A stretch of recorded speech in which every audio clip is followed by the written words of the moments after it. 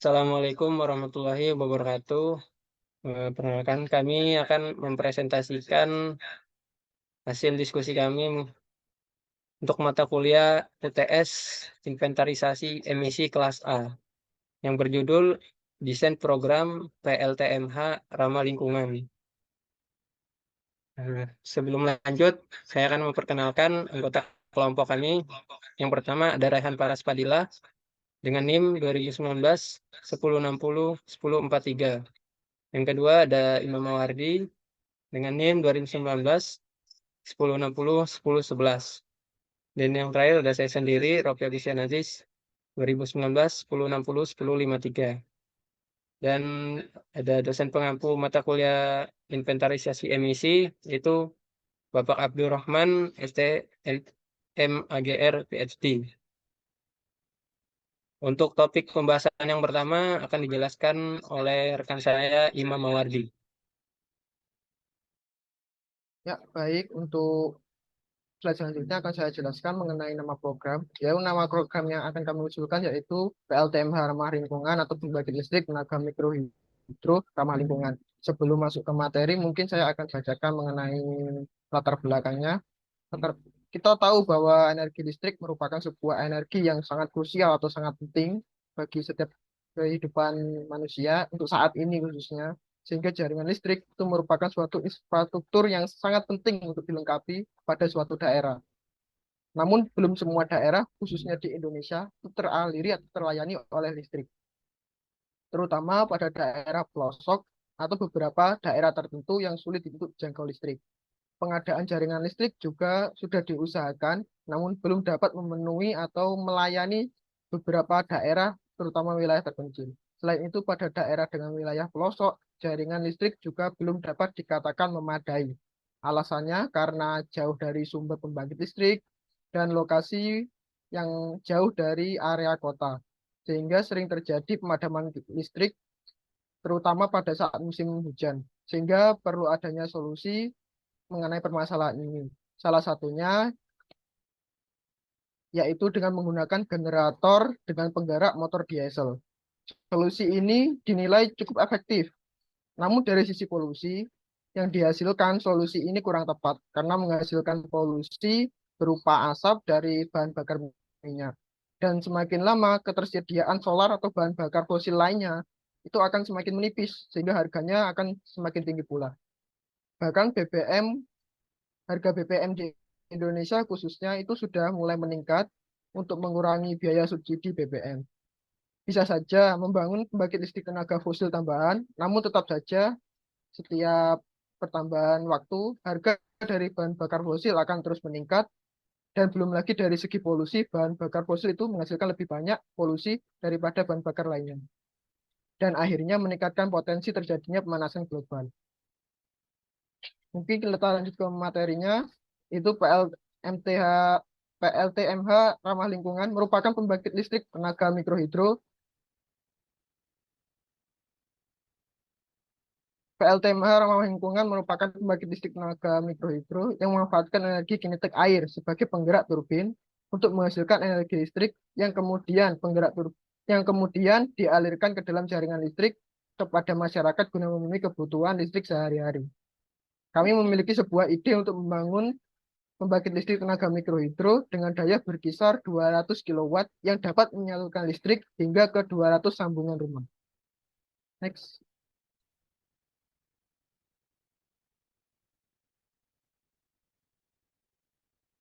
Untuk jenis turbin yang dipakai, kami menggunakan jenis tipe turbin. Sebagaimana kita tahu, PLTMH itu memiliki dua tipe, yaitu yang pertama tipe turbin, yang kedua itu tipe kincir. Kelompok kami memilih tipe turbin karena berbagai kelebihannya, di antaranya tidak terlalu mengganggu aliran air dan membutuhkan energi kinetik yang lebih kecil daripada tipe kincir. Sebagaimana kita tahu kalau tipe kincir itu membutuhkan head atau perbedaan ketinggian yang cukup besar. Selain itu, proyek pada CDM kebanyakan memakai turbin sehingga memperkuat alasan kami memilih tipe turbin. Next.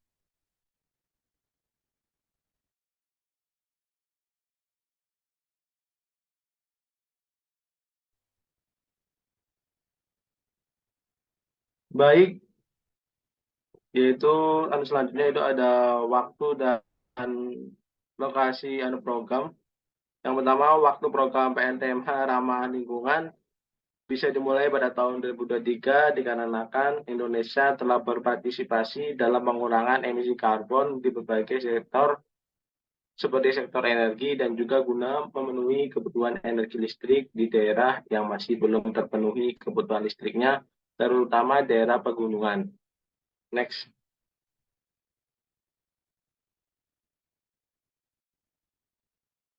Baik, selanjutnya itu ada lokasi program PLTMH ramah lingkungan.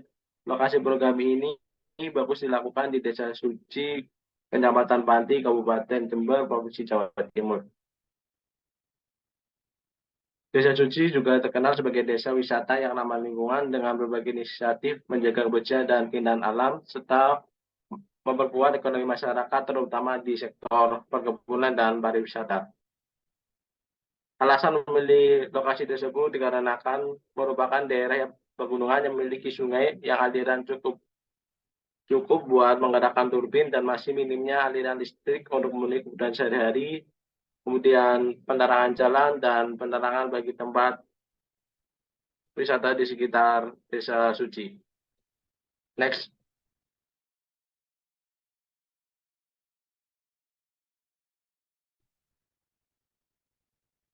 Baik, kemudian yaitu berikut merupakan gambar dan bukti bahwa penentuan lokasi program ini tepat. Yang pertama ada Pegunungan Tancap. Lokasi yang akan dilaksanakan program ini yang tepat dilakukan di sekitar pegunungan. Pada Pegunungan Tancap ini digunakan untuk perkebunan karet dan kopi, dan pada datarannya digunakan untuk pemukiman penduduk.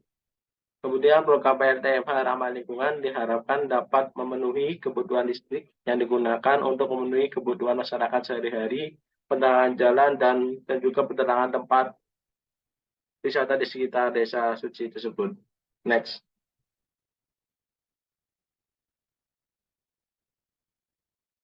Berikut kemudian bukti yang kedua yaitu ada Sungai Tancap. Sungai Tancap ini merupakan sungai yang berasal dari arah aliran air dari air terjun Tancap. Sungai Tancap memiliki air yang jernih dan segar serta dikelilingi perpohonan hijau yang membuat suasana di sekitar sungai menjadi lebih sejuk. Program PLTMH ramah lingkungan akan memanfaatkan Sungai Tancap yang cukup untuk menggerakkan turbin air.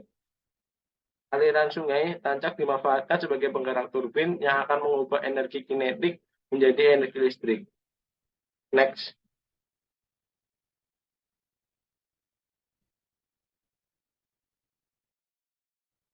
Baik, untuk usia dan periode program, usia program ini dapat berlangsung hingga 10 tahun ataupun lebih, hingga daerah perencanaan terfasilitasi instalasi listrik, bahkan dapat terus dimanfaatkan menerus mengingat listrik terus dibutuhkan dan sumber tenaga berasal dari energi kinetik, air yang harus tersedia. Program ini merupakan program ramah lingkungan, minim emisi, dan energi bersih. Dan pembiayaan lebih murah, sehingga jika program ini dilaksanakan lebih dari 10 tahun, lebih bagus guna membantu mengurangi emisi yang ada di Indonesia serta memenuhi kebutuhan listrik daerah tersebut.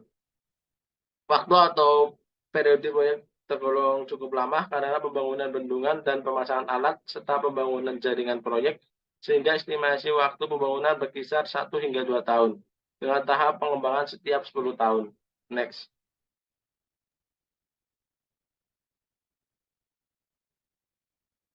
Baik, selanjutnya berkaitan dengan pembiayaan program, biaya pembangunan PLTMH bervariasi tergantung pada kelengkapan fasilitas dan besarnya daya output yang dikeluarkan. Perkiraan biaya adalah sebesar 2 miliar, yang sudah termasuk biaya perawatan, pengembangan, dan juga biaya penggantian alat. Dalam jurnalnya, Vita Octavia dalam jurnalnya yang berjudul Studi Perencanaan Pembangkit Listrik Tenaga Mikrohidro atau PLTMH di Desa Cikeusuk, Kabupaten Cidahu, Kabupaten Kuningan, Provinsi Jawa Barat menyebutkan bahwa pembangunan PLTMH di Desa Cikeusik dengan daya listrik output sebesar 11 kW membutuhkan total biaya sekitar 1,2 miliar rupiah. dan Saputra dalam skripsinya yang berjudul Estimasi Waktu dan Biaya Pembangunan Pembangkit Listrik Mikrohidrokinetik di kanal PLTU Python dijelaskan bahwa estimasi biaya pembangunan PLTMH sekitar 1,9 miliar rupiah dengan skala output di bawah 200 kW. Sebagian besar merupakan biaya pembangunan berupa pembangunan bendungan, turbin, hingga rumah generator dan panel distribusi. Next. Terkait sumber pendanaan dapat berasal dari yang pertama pinjaman bank. Bank berperan penting dalam memberikan pinjaman modal guna untuk menyokong modal dari proyek ini. Yang kedua adalah pengembang proyek baik swasta maupun dari pihak pengusaha atau perseroan terbatas. Yang ketiga adalah lembaga penjamin kredit. Yang keempat adalah masyarakat sekitar atau swasta. Biaya yang tergolong besar akan menyulitkan dalam sumber modal. Dalam hal ini, peran bank atau perbankan menjadi sangat diperlukan. Sumber pendanaan ini kami dapatkan referensi dari sumber pendanaan ini kami dapatkan dari Kementerian ESDM dan Kementerian Keuangan dalam sebuah modul dan sebuah ringkasan kajian. Next.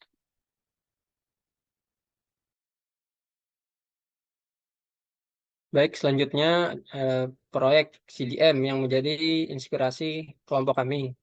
Yaitu proyek CDM yang menginspirasi kelompok kami untuk membuat desain program PLTMH ramah lingkungan, yaitu proyek pembangkit listrik tenaga air skala kecil yang berada di Hegis di negara Armenia, yang merupakan contoh proyek CDM yang sukses dalam hal pengurangan emisi gas rumah kaca dan mendorong pembangunan ekonomi lokal. Proyek ini merupakan pembangkit listrik tenaga air skala kecil yang dapat menghasilkan energi bersih untuk daerah sekitarnya dan memungkinkan pembangkit listrik tenaga fosil untuk mengurangi emisi gas rumah kaca.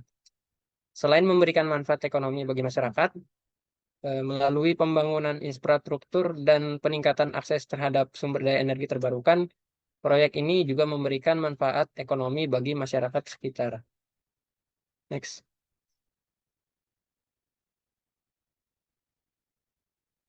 Untuk judul proyek CDM yang kami ambil yaitu Hegis Small Scale Hydro Project.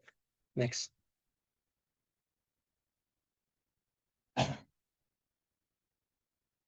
Hegis Small Scale Hydro Project merupakan sebuah proyek pengembangan energi terbarukan yang berlokasi di wilayah Yehegis, Provinsi Vayots-Dzor, negara Armenia. Proyek ini adalah salah satu contoh proyek CDM atau Clean Development Mechanism yang dilakukan berdasarkan protokol Kyoto yang bertujuan untuk mengurangi emisi gas rumah kaca secara global dan mendorong pembangunan teknologi energi bersih. Yang selanjutnya adalah apa saja aktivitas dalam proyek ini.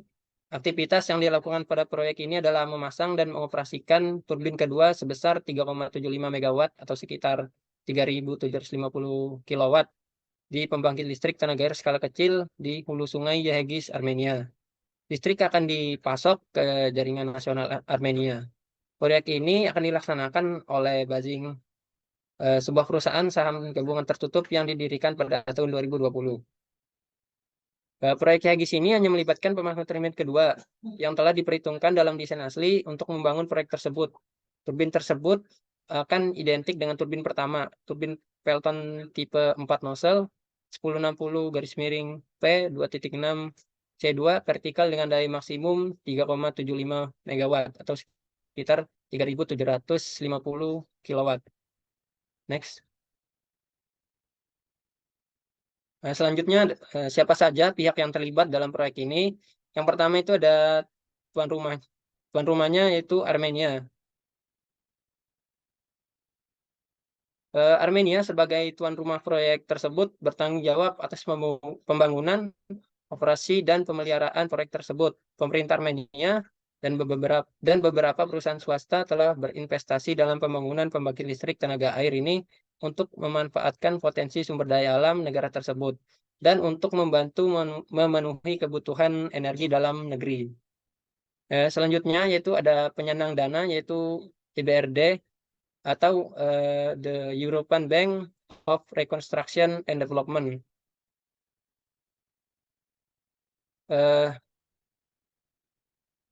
IBRD ini merupakan IBRD akan meminjamkan dana sekitar 1,1 juta pound sterling untuk proyek mini hidrolistrik yang dikerjakan di negara Armenia yang akan membawa negara ini selangkah lebih dekat untuk mencapai tujuannya memperoleh 70% energi dari sumber terbarukan, khususnya tenaga air. Basing CJSD atau Close Joint Stock Company, sebuah perusahaan Armenia yang didirikan pada tahun 2000 untuk menjalankan pembangkit listrik tenaga air kecil di Sungai Yehegis, akan menggunakan pinjaman tersebut untuk memasang turbin kedua. Meski hanya bekerja selama 3 bulan musim panas, akan meningkatkan total produksi listrik perusahaan sebesar 23%. Kemudian pelaksana sendiri yaitu Basing CJSJ, sebuah perusahaan Armenia yang didirikan pada tahun 2000 untuk menjalankan pembangkit listrik tenaga air kecil di Sungai Yehegis, Armenia. Eh, pelaksana ini akan menggunakan pinjaman dana tersebut untuk memasang turbin kedua yang meski hanya bekerja selama 3 bulan periode musim panas. Next. Nah, selanjutnya yaitu di mana proyek ini dilaksanakan. Proyek ini dilaksanakan di negara Armenia, tepatnya di Yehegis, terletak di 39 derajat 55 menit 37,2 detik utara dan 45 derajat 30 menit 15,5 detik timur di hulu Sungai Yehegis antara desa Giadipkang dan Pardahobit di daerah Yekhenazor di Paikmars. Basing atau pelaksana tadi menyewa 25 hektar tanah dari tanah cadangan milik desa Pardahobit untuk melaksanakan pembangunan. Situs headquarter berada di ngarai Sungai Yehegis 500 meter barat daya desa Gidipkang. Pabrik tersebut terletak sekitar 3.800 meter di bawah aliran sungai, 300 meter di sebelah timur desa Pardahopit, dekat struktur intake terowongan Arpasepan.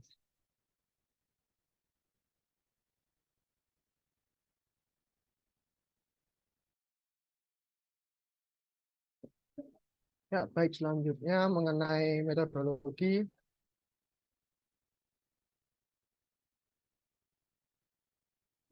Mengenai metodologi adalah metodologi terkait dengan pelaporan proyek ini. Yang pertama merupakan batas kegiatan. Batas kegiatan proyek adalah semua pembangkit listrik yang terhubung dalam sistem kelistrikan yang juga terhubung dengan proyek CDM ini. Yang selanjutnya yaitu skenario awal pembangkit listrik di Greenfield. Skenario awal adalah jaringan listrik yang terhubung dengan jaringan proyek dengan penambahan sumber pembangkit listrik baru pada jaringan. Yang selanjutnya adalah rencana penambahan kapasitas. Terkait rencana penambahan kapasitas dilakukan dengan penambahan sumber baru pada jaringan proyek jaringan yang tersedia tetap memasok listrik pada jaringan proyek. Penambahan sumber pembangkit listrik dimaksudkan untuk membantu pembangkit listrik yang telah tersedia. Next. Lalu terkait dengan perhitungan emisi, emisi yang dipantau adalah emisi karbon dalam bentuk karbon dioksida atau CO2 dalam satuan gigaton yang diukur atau yang dihitung dalam waktu 1 tahun. Emisi yang dihitung dalam jaringan proyek serta pembangkit listrik baru pada jaringan proyek. Faktor emisi yang dihitung secara transparan dan konservatif. Perhitungan menggunakan nilai perkiraan seperti pada data IPCC tahun 2006. Proyek ini merupakan proyek energi terbarukan atau emisi sama dengan 0 atau zero emission. Namun pada kenyataannya masih tetap menghasilkan emisi. Proyek ini juga masih tetap mempertahankan pembangkit listrik tenaga fosil sehingga masih tetap menghasilkan emisi karbon. Yang terakhir merupakan analisis kebocoran. Kebocoran dihitung dengan mengukur residu biomasa atau residu CO2 yang dilepaskan. Next. Terkait dengan perakiraan jumlah penggunaan emisi atau emisi yang dihasilkan diukur dalam waktu 7 tahun dan setiap tahun itu diperkirakan atau diestimasikan sekitar 3.166 ton CO2. diukur selama 7 tahun dan didapatkan total hasil sekitar 22.000 ton CO2. Ini merupakan periode pertama dalam pengukuran ini atau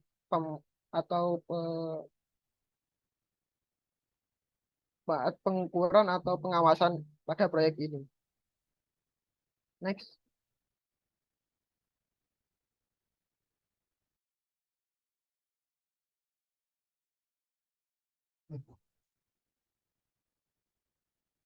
Selanjutnya, kapan proyek ini dilaksanakan dan berapa biaya yang dikeluarkan. Untuk proyek ini mulai dilaksanakan sejak tanggal 1 Agustus 2006 dengan umur operasional proyek yang diharapkan selama 30 tahun. Tahap 1 atau kredit pertama selama 7 tahun awal. Proyek ini masih tetap berlanjut hingga saat ini. The European Bank of Reconstruction and Development atau EBRD meminjamkan dana sekitar 1,1 juta euro atau sekitar 17.870.321.194 rupiah selama 5 tahun ke depan untuk membiayai proyek tersebut. Next.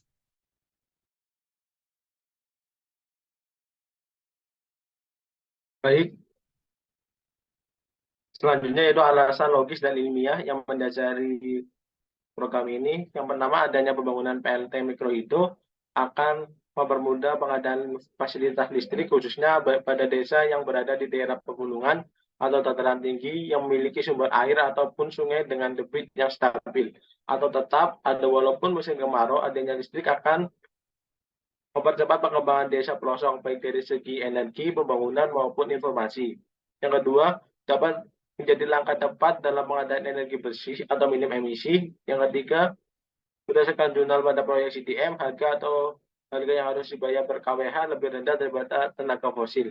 Yang keempat, dalam jangka panjang biaya perawatan dan pengoperasian akan lebih murah daripada membagi tenaga fosil atau minyak bumi, mengingat ketersediaan yang terbatas.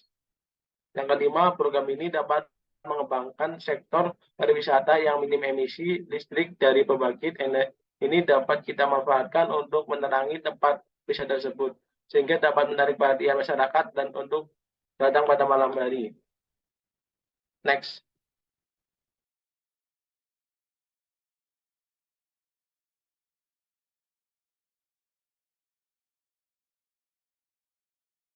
Baik, terkait dengan kelebihan atau kekurangan proyek ini atau kekurangan atau kelebihan dari PLTMH, yaitu yang pertama dari kelebihannya emisi sama dengan nol atau zero emission. Proyek ini merupakan proyek yang tidak memiliki emisi atau sangat minim emisi, meskipun minim tapi namun tetap menghasilkan emisi. Yang kedua yaitu energi terbarukan. Energi kinetik yang dihasilkan oleh air akan terus tersedia asalkan kita tetap mengkonservasi lingkungan sungai. Akhirnya air yang mengalir tetap menghasilkan energi kinetik yang cukup untuk menggerakkan turbin. Yang ketiga yaitu lokasi strategis. Maksud dari lokasi strategis adalah lokasi pembangunan PLTMH akan berada tepat pada lokasi yang membutuhkan energi listrik, dekat dengan sumber atau dekat dengan konsumen, serta dapat bermanfaat bagi lingkungan sekitar. Yang selanjutnya yaitu bagian kekurangannya. Yang pertama yaitu yang paling krusial yaitu modal besar. Ya, modal besar. Dalam proyek ini modal menjadi sebuah permasalahan yang sangat krusial. Sebagaimana tidak dalam pembangunan sekitar 200 kilowatt itu membutuhkan dana sekitar 2 miliar. Dan itu apabila dilakukan oleh produsen swasta akan sangat memberatkan. Yang selanjutnya yaitu yang kedua, keuntungan kecil. Maksud dari keuntungan kecil adalah harga dari per wattnya itu lebih mahal daripada harga listrik yang saat ini. Karena listrik yang saat ini kita gunakan umumnya berasal dari pembangkit listrik tenaga fosil seperti batu bara ataupun yang lainnya. Tetapi dalam jangka panjang saat bahan bakar fosil menjadi langka dan mahal, keuntungan dari proyek ini akan semakin meningkat. Yang ketiga adalah bergantung pada kondisi alam dan cuaca. kondisi alam dan cuaca sangat mempengaruhi keberhasilan proyek ini. Apabila kondisi alam tidak mendukung, maka proyek ini bisa gagal, rusak, atau bahkan tidak dapat beroperasi. Misalnya dalam kondisi alam yang tidak memiliki sungai yang dengan debit yang kurang atau debit yang tidak mampu menghasilkan energi kinetik untuk menggerakkan turbin, maka energi listrik yang dihasilkan tidak akan sesuai dengan rencana. Yang selanjutnya itu cuaca. Apabila cuaca tidak menentu, berakibat pada kekeringan pada sumber air sehingga tidak ada air untuk mengalir atau sehingga tidak ada energi kinetik untuk menggerakkan turbin. Next.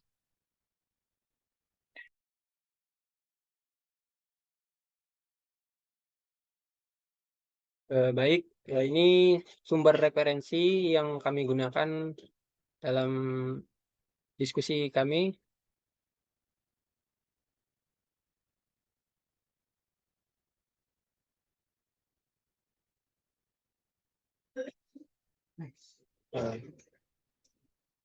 Demikian presentasi dari kelompok kami mengenai tugas inventarisasi emisi. Semoga bermanfaat. Kurang dan lebihnya saya mohon maaf. Assalamualaikum warahmatullahi wabarakatuh.